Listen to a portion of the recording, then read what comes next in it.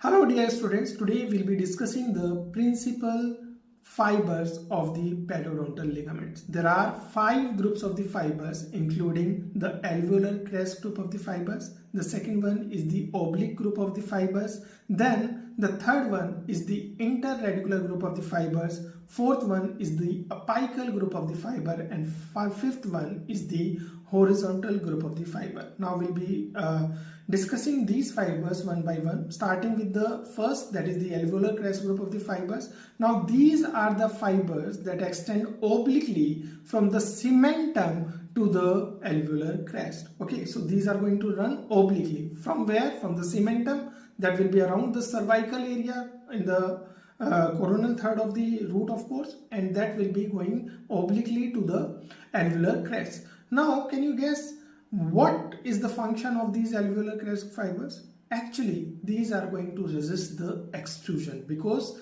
these are the first fibers that will be tensed when you are trying to pull out the tooth, right? And these are the first fibers that will be stretched when you are trying to do the lateral movement of the tooth, and that's why its function is resisting the extrusion and lateral movement of the teeth, right?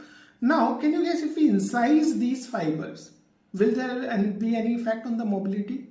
Actually, there is no significant mobility that will be seen, because these are not that great number, not that numerous number of fibers, and we have other 4 groups of the fiber that are going to strengthen the tooth. So these do not add to the mobility if these are incised. Okay.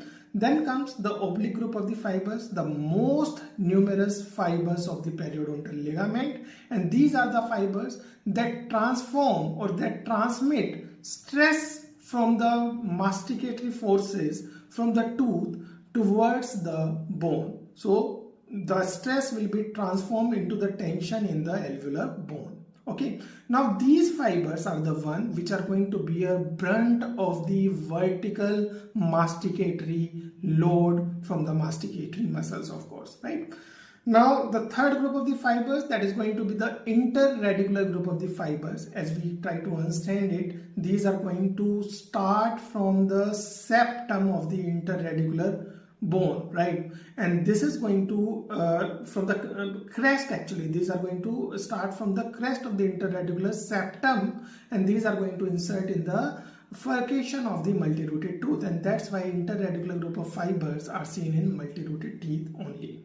Then we have the apical group of the fibers. Now these are the fibers that radiate from the apex of the bone toward apex of the